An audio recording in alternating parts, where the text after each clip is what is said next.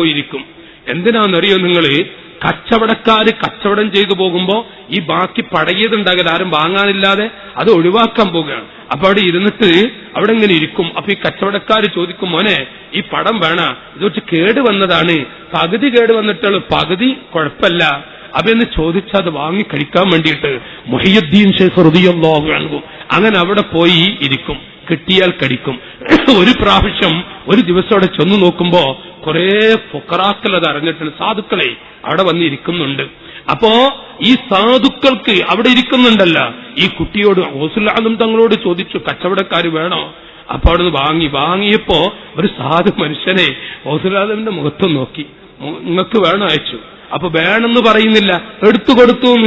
അന്ന് പട്ടിണി കിടന്നിട്ട് ദുആ ചെയ്ത രംഗം, സുബ്ഹാനല്ലാഹ്. ഞാൻ നിങ്ങളോട് ഗൗസുൽ ആദമിന്റെ കാലത്തുള്ളത് പറയുമ്പോ ഈ അടുത്ത് നോക്കി ഞങ്ങൾ ഇറാഖിലൊരു സിയാറത്തിന് പോയി. അല്ലാഹു തആല നമ്മുടെ ജീവിതത്തിലൊക്കെ ബറക്കത്ത് നൽകട്ടെ. ഉറക്കൊന്നും വന്നിട്ടില്ലല്ല? ആ ചോപ്പുപ്പായ ഉറങ്ങട്ടെ മോനെ, ഉറങ്ങണ്ടല്ല, ആ ചോപ്പുപ്പായ ഉറങ്ങട്ടെ, ചെറിയ തടിയൊന്നുമില്ല, അവര് നല്ല ആഫിയത്തല്ല കൊടുക്കട്ടെ. അപ്പോ ഞാൻ പറയുന്നതേ, ഇറാഖിൽ സിയാറത്തിന് പോയി. അങ്ങനെ സിയാർത്ത് കഴിഞ്ഞിട്ട് ഗൗസുൽ ആദമിലാണ് മക്കളെ ബഗ്ദാദിലെ സംഭവം. സിയാർത്ത് കഴിഞ്ഞൊരു ഹോട്ടലിൽ കയറിയപ്പോ ഒരു ചെറുപ്പക്കാരൻ, അവന്റെ ഒരു 22 or 23 വയസ്സേക്കാണ്. അവന് ചോദിച്ചപ്പോ അന്ന് അങ്ങനെ പറഞ്ഞത് തോന്നുന്നു. അങ്ങനെ അവന് ഇറാഖിലെ ബഗ്ദാദിലെ കുട്ടിയല്ലേന്ന് അവനിങ്ങനെ എത്തി നോക്കും. ഹോട്ടലിൽ വന്ന് ഇങ്ങനെ എത്തി നോക്കും, എന്നിട്ട് അപ്പുറത്ത് പോയി നിൽക്കും. വീണ്ടും ഇങ്ങനെ വന്ന് എത്തി നോക്കട്ടാ. അപ്പൊ ഒരു ആജി ആളെ വിളിച്ചിട്ടാണ് ചായ ആണോ ചോദിച്ചു.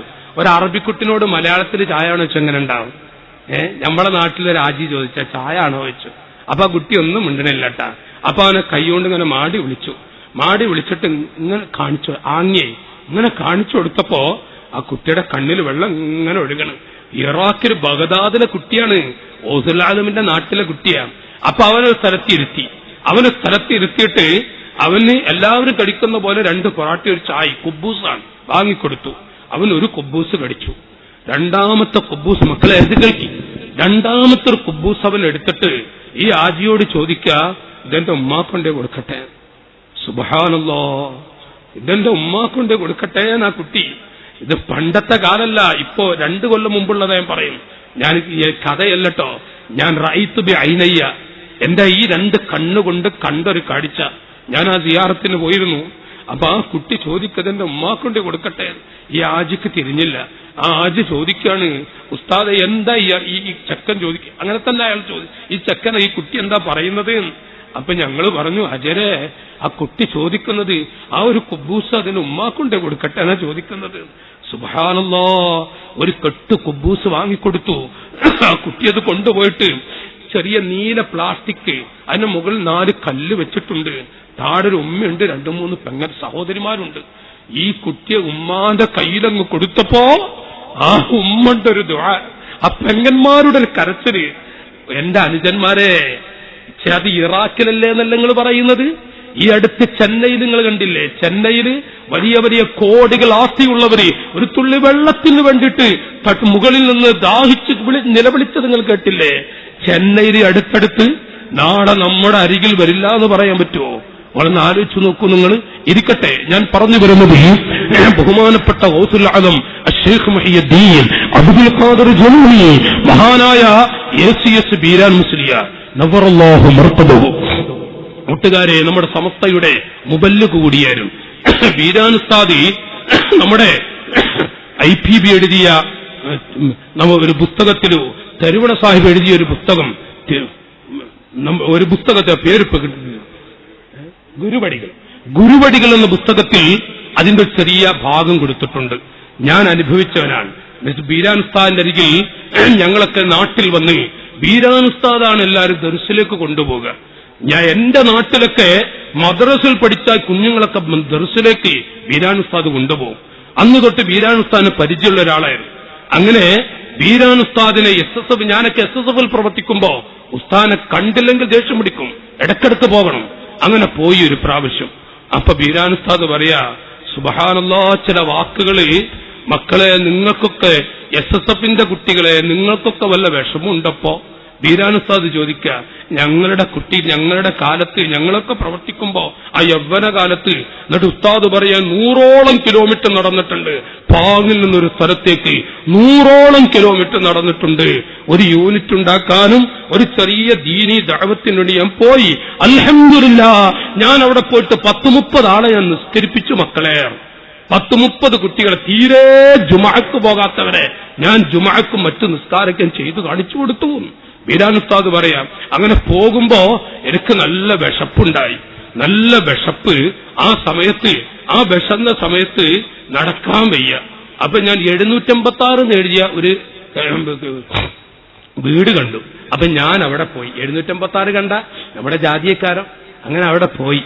അപ്പൊ ഒരാള് വന്നിട്ട് ചോദിച്ചു, എന്താ മൊയ്ലിയരെ, എന്താ മൊയ്ലിയരെ? ചില നാട്ടിൽ മുസ്ലിയാരേക്കും, ചില നാട്ടിൽ മൊയ്ലിയരേക്കും. ഇപ്പൊ നിങ്ങൾ ഇരിക്കുന്ന ഈ ജില്ലയിൽ മെട്ടാമിളകി ചെരിച്ചിട്ട് മെയിലേരെ എന്ന് വിളിക്കും. ഒരു തൃശ്ശൂർ ഭാഷയാണ്, അത് വല്ലാത്തൊരു അനുഗ്രഹീത ഭാഷയാട്ടാ. മെയിലേരെ എന്ന് വിളിക്കും. അത് കേട്ടില്ലെങ്കിൽ ഒരു വെറുതെയാടാ, ഒരു ഭാഷയാണത്. അപ്പൊ എന്താ മൊയ്ലിയേരെ എന്ന് ചോദിച്ചപ്പോഴേ ഈ ബീരാനുസ്താദ് ഒന്നും മിണ്ടണില്ല. ഒന്നും കൂടി ചോദിച്ചപ്പോ എന്താ മൊയ്ൽ, അപ്പൊ കൈ ഇങ്ങനെ വെച്ചു വയറ്റില്. ബീരാനുസ്താദ് പറയാ, കിടക്കുന്ന ആള് എഴുന്നേറ്റിരുന്നിട്ട് ഞങ്ങളോട് പറയാ, കൈ ഇങ്ങനെ വയറ്റിൽ വെച്ചു. അപ്പൊ എന്താ വിശക്കുന്നുണ്ടാ? അപ്പൊ ഇങ്ങനെ തല കുലുക്കി. അപ്പൊ എന്താണ് ബീരാൻ? കേട്ടോളും കുട്ടികളെ. ബീരാനുസ്താദിനോട് പറയാ, ആ പാത്രം അടിക്കും മൊയ്ലിയേരെ. അപ്പൊ ഏത് പാത്രം എന്നറിയാം മക്കളെ? നായക്കൂടില്ലേ, പട്ടിക്കൂട്. പട്ടിക്കൂടിന്റെ അരികിൽ പട്ടിക്ക് നായക്ക് ചോറ് കൊടുക്കുന്ന ഒരു പാത്രം. അങ്ങനെ കാണാറില്ല നിങ്ങൾ? ആ പ്ലേറ്റ് എടുക്കാനായി പറയുന്നത്. ബീരാനുസ്താദ് കണ്ണീരൊടുക്കിയിട്ട് പറയാം, മക്കളെ ഞാൻ അപ്പോ എന്റെ വിശപ്പ് കൊണ്ട്, വിശപ്പിന്റെ കാഠിന്യം കൊണ്ട് ഞാൻ ആ പാത്രം എടുത്തു. ഞാൻ ആ പാത്രം എടുത്തപ്പോ അവര് വീട്ടിന്റെ ഉള്ളിൽ നിന്നൊരു പാത്രത്തിൽ ചോറ് കൊണ്ടുവന്ന് അതിലേക്ക് തള്ളി. ഞാൻ വിശപ്പിന്റെ കാഠിന്യം കൊണ്ട് മുകളിലുള്ളത് എടുത്തു കടിച്ചു. ഇതങ്ങ് പറയലും ബീരാനുസ്താദ് കരച്ചിൽ തുടങ്ങി. എന്നിട്ട് പറയാം, നിങ്ങൾക്ക് വല്ല വിഷമുണ്ട കുട്ടികളെ? ഞാനങ്ങനെ അത് കടിഞ്ഞിട്ട് അത് കടിച്ചിട്ട് ഇങ്ങനെ നടന്നു. ഒരു ഓഫീസില്ല, നമുക്കൊരു സ്ഥാപനമില്ല.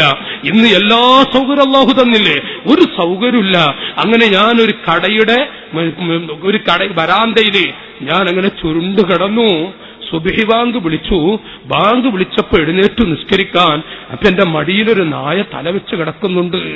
ബീരാനുസ്താദ് ഇങ്ങോട്ട് കരഞ്ഞിട്ട് പറയാ, മക്കളെ സുബ്ഹി നിസ്കരിക്കാൻ എനിക്കൊരു ഡ്രസ്സില്ല.